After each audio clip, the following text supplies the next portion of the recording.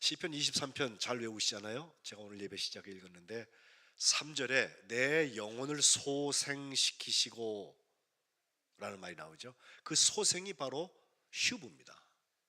돌이키시고 회복시키시는 거예요. 그런 점에서 이 모든 회복의 주체는 죄송하지만 우리가 아니라 하나님이십니다.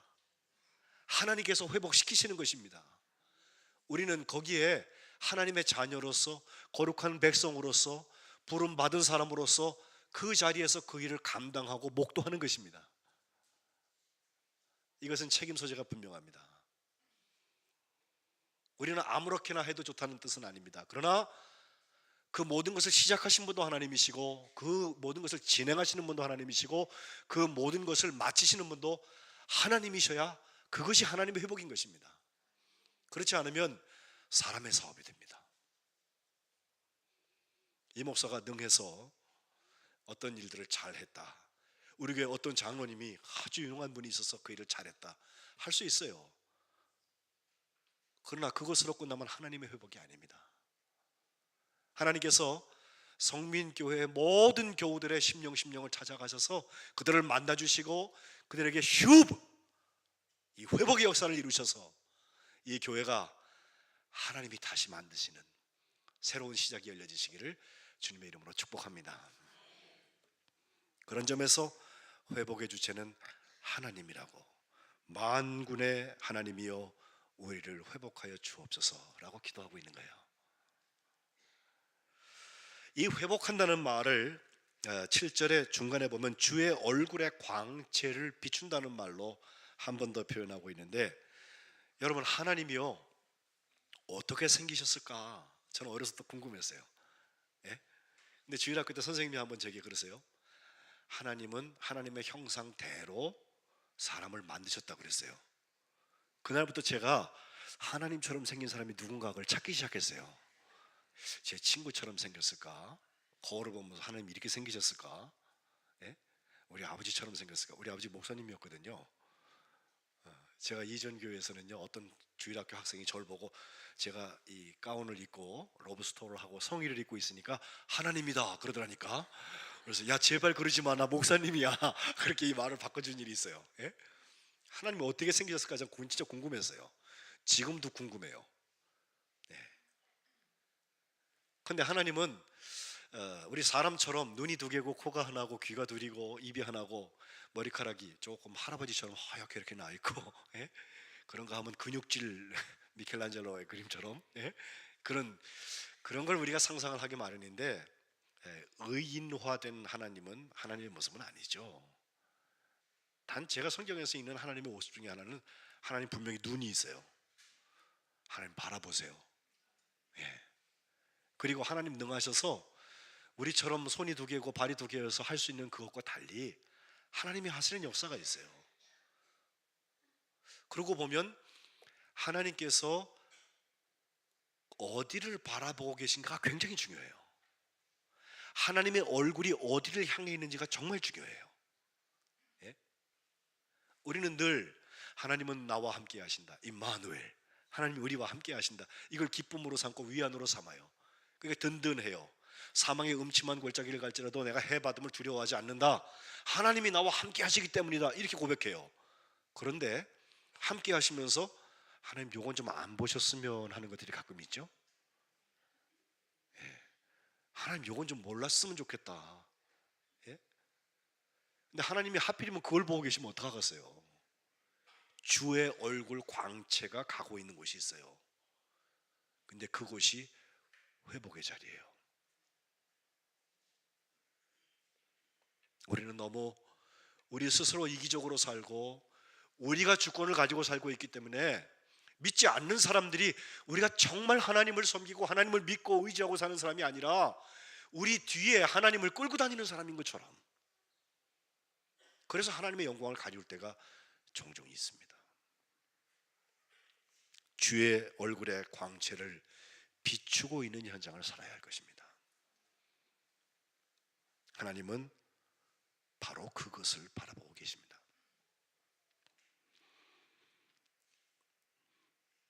하나님이 우리를 회복시키시고 주의 얼굴에 광채를 비추시고 있는 그 현장에는 우리가 구원받습니다. 바로 그것이 예수님의 십자가였습니다. 사람들은 저항하지 않으니까 예수님을 십자가에 죽여도 된다고 생각했어요. 침묵하는 예수님을 골고다에 못 박아서 세웠습니다. 예수님 끝까지 물과 피를 다 흘리시고 죽으실 때까지 저항하지 않으셨습니다. 그런데 바로 그것이 주의 얼굴 광채가, 주의 눈이 바라보고 있는 곳이었어요. 그리고 죄가 악이 승리한 것처럼 보이는 그 현장에서 주님은 약속하신 대로 사흘 만에 죽은 자 가운데서 죽음 권세를 깨뜨리고 부활하셔서 잠자는 자들의 첫 열매가 되셨다는 것입니다. 이것이 우리가 주일날 모여서 예배드리는 이유입니다. 주일은 작은 부활절입니다. 주님이 우리를 구원하셨다, 우리가 하나님의 구원함을 얻게 되었다고 하는 것을 노래하고 기뻐하는 자리입니다. 그런 점에서 주님의 주권이 회복되고 거룩한 일터가 회복되고 사랑의 능력이 회복되는 자리, 이것이 예배인 것입니다. 여러분, 우리가 모여서 예배할 때마다 하나님의 주권과 하나님의 일터와 하나님의 사랑의 능력이 회복되시기를 주님의 이름으로 축복합니다. 그것을 다른 말로 은혜라고 그래요. 은혜는 우리가 쟁취하는 것이 아닙니다. 하나님께서 주시는 거예요. 예배 드릴 때 내가 전부를 드렸더니 하나님께서 나의 최선을 다하는 모습 가운데 하나님 준비하신 예비하신 은혜를 주세요. 그러니 뭐 기도 하나 순서 하나도 쉽게 가지 마세요. 조금 일찍 오셔서 미리 다 찾아놔 좀. 예? 그리고 예배 진행될 수 있도록 도와주세요. 그러면 예배가 확실히 달라져요. 예배 가르쳐야 합니다. 그런 점에서는. 그런데 그 형식만 잘 갖춰 놓으면 하나님께서 준비하신 은혜가 있어서 우리가 구원받은 사람으로서 어떻게 하나님 나라의 회복을 살아갈 것인지를 알려주세요.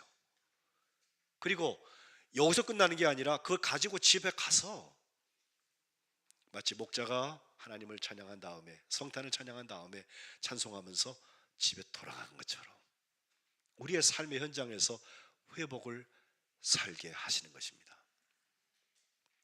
저는 구약에 나오는 많은 인물 중에서 이 회복을 경험했던 장면, 창세기 32장 33장에서 하나 보고 싶어요. 거기 주인공은 야곱입니다. 그 야곱은 쌍둥이로 태어났는데 하필 둘째로 태어나서 장자가 될 수 없었고 축복의 2등 시민처럼 살게 되었어요. 어느 날 사냥을 좋아하는 형이 밖에 나가서 사냥을 하고 돌아왔는데 배가 고프다는 거예요. 근데 그가 그때 팥죽을 쓰고 있었어요. 그러니 형한테 말합니다. 야, 이 팥죽 줄게. 형 장자권 다오.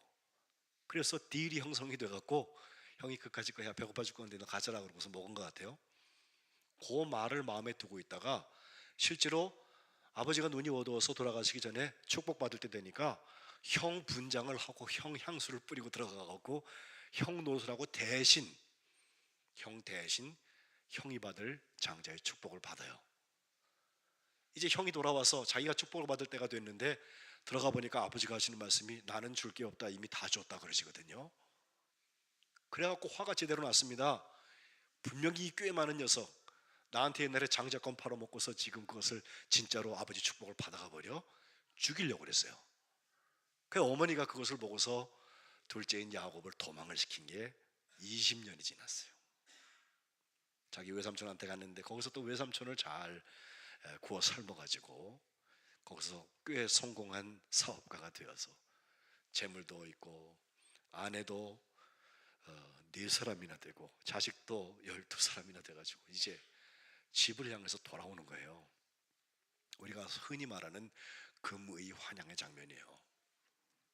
그런데 창세기 32장 7절에 보니까 야곱은 의기양양해서 기쁨으로 고향을 향해서 돌아간 게 아니라 자기를 맞으러 오고 있는 바로 그 무서운 형 400명을 거느리고 왔다 그랬어요.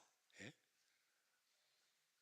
그것 때문에 얼마나 심히 두렵고 답답해서 자기와 함께 한 모든 동행, 여기 재물, 우리 가족 모든 것을 정리하기 시작을 합니다. 먼저 두 때로 나누어서 하나가 맞아도 하나는 도망가자, 이런 거 작전 짜고요.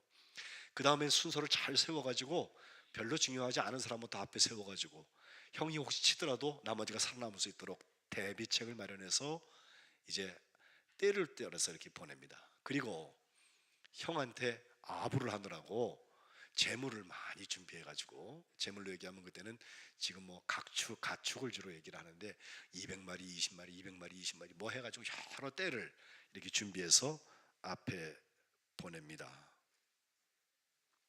이것 앞에 야곱은 하나님 앞에 기도하기를, 하나님이 돌아가라 슈브라고 말씀하셨지요. 내가 이 지팡이 하나 들고선 요단을 건너는데 다시 요단을 지금 건너서 가족을 향해 돌아갈 때 하나님께서 두 때나 이르도록 큰 부흥을 주셨는데, 하나님, 형이 날 죽이려고 그래요.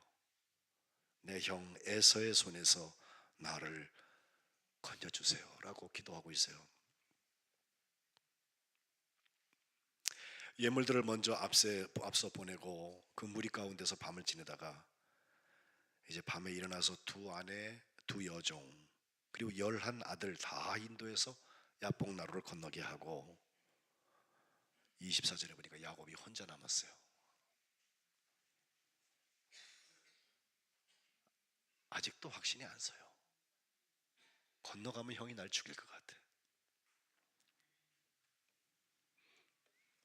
그날 밤에 날이 새도록 어떤 사람과 씨름을 하기 시작했는데 얼마나 질기게 붙들고 늘어졌는지 야곱을 이길 수 없는 것을 알고 야곱의 허벅지 관절을 쳤는데, 옛날 성경 우리 환도뼈라 했죠.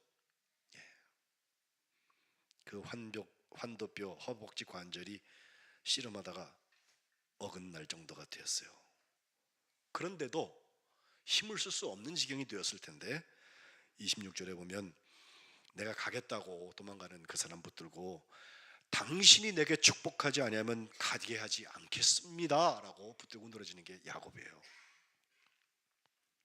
내 이름이 무엇이냐? 야곱입니다. 그때 한 말이죠. 내 이름을 다시는 야곱이라 부를 것이 아니요 이스라엘이라 부를 것이니 이는 네가 하나님과 및 사람과 겨루어서 이겼다. 내가 졌다 그 얘기예요. 당신의 이름을 알려주소서라고 묻는 야곱에게 왜 내 이름을 묻냐? 그러면서 거기에 야곱에게 축복했다고 되어 있습니다. 축복은 하나님이 하시는 것입니다. 제가 목사이지만 제가 축복한다고 생각하시면 안 돼요, 여러분. 예? 축복의 주체가 하나님이세요. 그 하나님의 주권이 살아있어야 돼. 이 축복받은 자리를 야곱은 브니엘이라고 불렀어요. 브니엘이라는 말이 엘, 하나님의 판이, 얼굴이란 뜻이에요. 내가 하나님과 대면하여 보았으나 내 생명이 보존되었다라고 이 말을 풀고 있는데, 그 브니엘을 지나갈 때 해가 돋고 그의 허벅다리로 말미암아서 그는 절었다. 이스라엘 사람들 지금도 그 환도뼈, 허벅지 관절에 있는 둔부의 힘줄을 먹지 않는다고 합니다. 1월 1일에 동해에 많이 가시더라고요. 해 뜨는 거 보려고. 예? 저는 한 번도 가본 적 없어요. 왜냐하면 송구영신 예배 해야 되니까.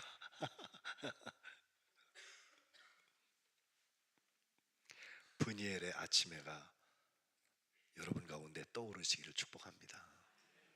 하나님의 얼굴이 해요. 브니엘이 주의 얼굴빛에 광채가 비추는 곳에 구원이 있어요. 거기에 회복이 있어요.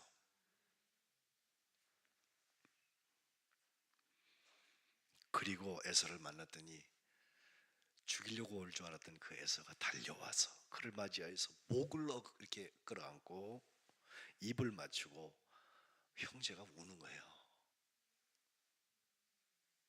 야곱은 이쯤 되면 이제 하나님께서 하셨구나 이걸 알게 됐을 거예요. 이스라엘, 하나님과 이 사람과 겨우러서 이겼다. 하나님이 구원하신 것을 자기가 보는 거예요. 자기가 준비한 그 예물을 형한테 다 드리니까 형이 그거 필요 없다고 그러는데, 무슨 얘기예요? 형님의 눈앞에서 내가 은혜를 입었다면 내가 청합니다. 이 예물 받으세요. 그러면서 내가 형님의 얼굴을 배운 즉 하나님의 얼굴을 배운 것 같습니다. 이렇게 말해요. 그 하나님의 얼굴이 브니엘이에요. 브니엘. 에서가 강권하니까 그 예물을 받았다고 되어 있습니다.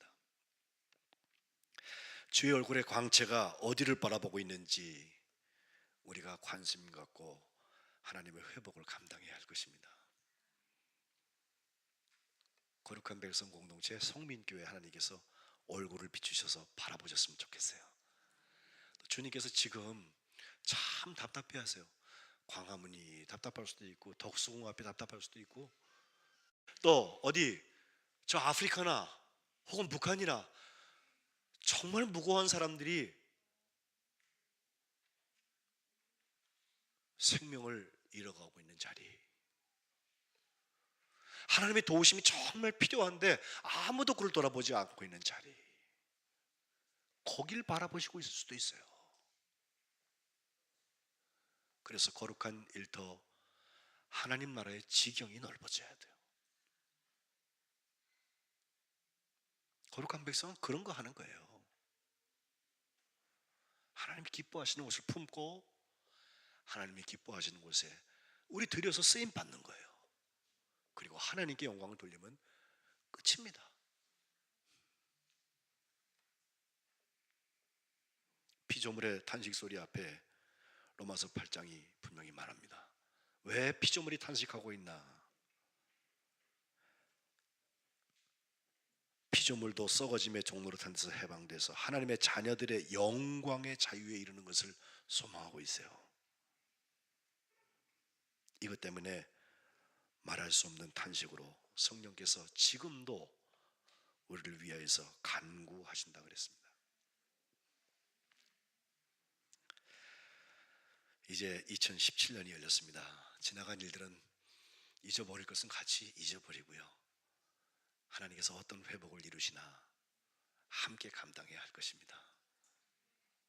그리고 기도하는 것을 하나님께서 온전히 이루셔서 우리가 예배할 때 믿음의 역사들이 나타나고 또 우리가 그 사명과 비전을 감당해 나갈 때 소망의 인내가 선교의 현장에서 또 우리 다음 세대, 미래 세대를 키워가는 교육의 현장에서 이루어지시기를 축복합니다. 그리고 우리는 용서받은 사람이잖아요. 예수님이 십자가에서 우리의 죄를 용서해 주셨잖아요. 그거면 돼요. 그게 진짜라면, 내가 용서받은 경험이 있는 사람이라면 사랑의 능력이 회복될 수 있습니다. 그것 때문에 사랑에 수고하는 거예요.